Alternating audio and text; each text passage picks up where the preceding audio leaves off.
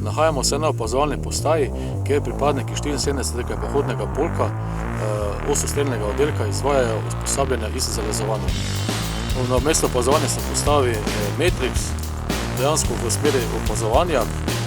Po radijski postaji usmerijo opazovalec na označevalce v točki, kjer jih vidi ali predeva, kje se nahaja vojak.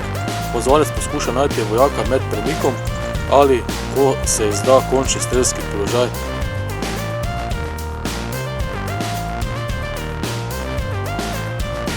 V prvem dnevu imajo ostrostrelci nalogo zalezovanja tarče, kjer se morajo premakniti od točke A do točke B v svoj rajon delovanja.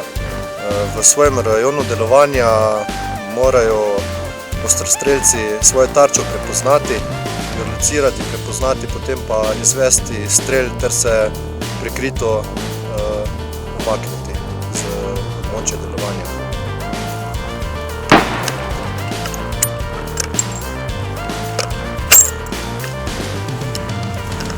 V oddelek dejansko pridejo vojaki, kateri so že izvedli ved za izvidnika, kjer potem se po programu za OVSU, za vojaka, urijo v tehniki, taktike in pa v postopkih ostrostrelca.